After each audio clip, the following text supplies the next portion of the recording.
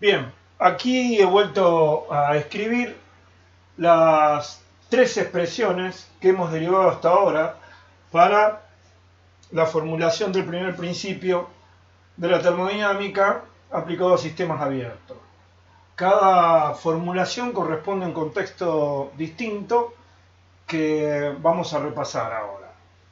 Acá vemos Q escrito de tres maneras distintas. En mayúsculas y con un punto sobre el símbolo, y en minúscula.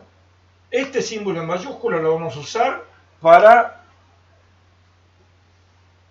variables que representan cantidad de energía. La unidad de esta ecuación es la unidad de energía, el kilojoule. En esta segunda ecuación, que corresponde a un contexto distinto, por eso está en otro color, el punto refiere a derivada respecto del tiempo o variación por unidad de tiempo.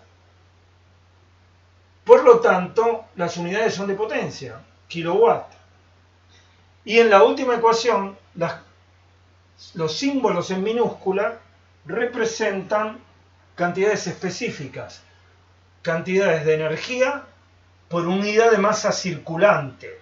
En este caso, la referencia, el denominador es la cantidad de masa circulante, porque esta es una constante en las condiciones en que está derivada esta última ecuación de primer principio. Repasemos las condiciones. Esta es una ecuación de balance para una evolución entre dos estados de equilibrio termodinámico a través de un volumen de control en una evolución cualquiera. No estamos haciendo hipótesis respecto de la naturaleza de la evolución. Estas integrales representan la cantidad de energía puesta en juego por el trabajo que hace el medio exterior para que la masa que fluye a través del sistema lo haga, y este es el trabajo que debe realizar la masa que fluye para salir al exterior. Es un trabajo hecho contra el ambiente exterior. La formulación que hemos rescatado es la que pone de un lado y otro los términos necesarios para que no haya signos negativos. Hemos incorporado en esta formulación la energía potencial gravitatoria, porque es una forma de energía que va a aparecer en algunos de los casos de aplicación a los que nos vamos a referir, de los que nos vamos a ocupar. La ecuación de balance de masa es masa que entra igual a masa que sale más la variación de la masa en el volumen de control entre el estado final y el estado inicial. Esto es lo que dice esta ecuación. A partir de la primera ecuación obtenemos la segunda ecuación en términos de Q, la segunda ecuación de balance. Tenemos tres ecuaciones de balance y tres ecuaciones de conservación de la masa. La segunda ecuación de balance, la que está en potencia, se obtiene directamente de esta, asumiendo que el intervalo de tiempo que transcurre es infinitesimal y que en ese intervalo de tiempo infinitesimal, en las secciones de entrada y salida, podemos asumir estado de equilibrio. Es decir, podemos asumir que las variables de estado intensivo asumen en las secciones de entrada y salida los valores que adoptan cuando el sistema está en equilibrio termodinámico. A partir de allí, dividiendo por el diferencial de tiempo, por el intervalo infinitesimal que transcurre, obtenemos expresiones en términos de cantidades por unidad de tiempo. Cantidad de calor por unidad de tiempo, es decir, potencia calórica, masa que fluye por unidad de tiempo, variación de la energía interna del volumen de control por unidad de tiempo y trabajos de circulación y trabajo del volumen de control también por unidad de tiempo. Esto es potencia. Esta formulación, al eliminar la integral, permite escribir los diferenciales de volumen de manera tal que podemos expresar el trabajo de flujo como un producto de el diferencial de masa que está fluyendo en ese instante por la presión por el volumen específico en la sección de entrada y en la sección de salida, volumen específico que adaptará el valor de equilibrio según la hipótesis que hemos adoptado, y por lo tanto podemos, al estar expresado el trabajo de flujo en términos de las variables intensivas de equilibrio, podemos incorporar un término adicional a este paréntesis que incluye solo variables de estado. Y eso nos lleva a definir la variable de estado nueva, entalpía, que es igual a la energía interna más el producto de la presión por el volumen específico. Es una variable de estado porque es una combinación de variables de estado. Y representa cuando el sistema es un sistema circulante, la energía interna con la que ingresa más la energía que le aporta el trabajo de flujo que hace o bien para ingresar o bien para salir. Adicionalmente, al incluir este producto adentro de este paréntesis y definir la función entalpía, definimos la función energía específica, que refiere a las formas de energía que vamos a tratar con el alcance que le dimos a las formulaciones del primer principio,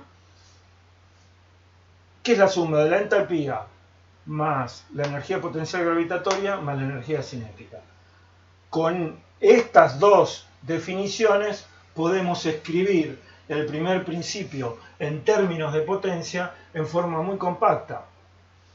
Calor intercambiado por unidad de tiempo en un instante dado, más el flujo de masa que está ingresando al volumen de control en ese instante por la energía específica con la que ingresa, es igual a la tasa de cambio de la energía interna total del volumen de control en ese instante, más el flujo de masa saliente en ese instante del volumen de control por la energía específica de ese flujo saliente, más los trabajos de circulación y realizados por el volumen de control por unidad de tiempo en ese instante. Este balance, instante a instante, puede utilizarse en régimen transitorio, asumiendo que es posible considerar que pese a que las variables intensivas en las secciones de entrada y salida están cambiando con el tiempo,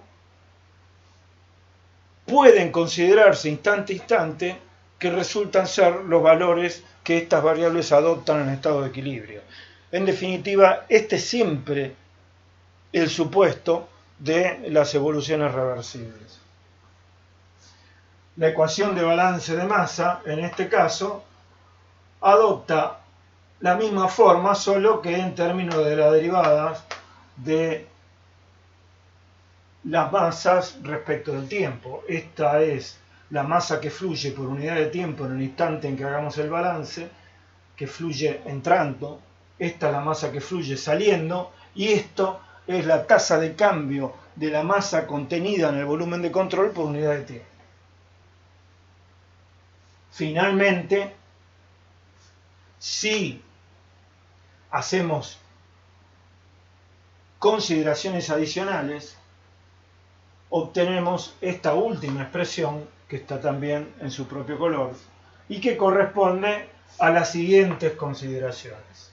El flujo másico, en esta expresión, vamos a cambiar el color de la tiza, por si escribimos algo, el flujo másico en esta última condición es constante, es decir, no hay cambio en la masa contenida por unidad de tiempo en el volumen de control, lo cual no quiere decir que la masa sea siempre la misma. Está permanentemente fluyendo la masa, pero la masa que sale por unidad de tiempo es igual a la masa que entra, y por lo tanto la cantidad total de masa que contiene el volumen de control es siempre la misma.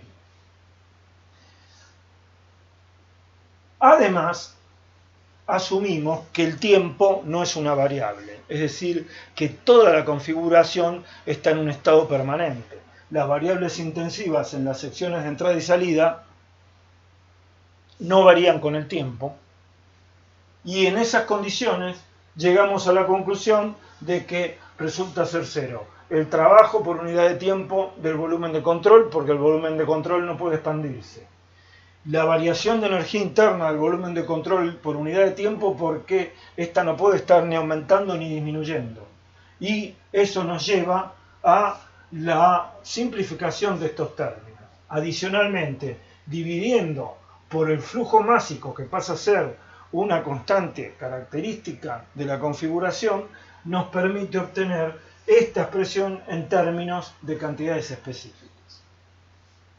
Tenemos entonces la definición de entalpía, la definición de energía específica y estas tres expresiones para el primer principio de la termodinámica aplicado a sistemas abiertos.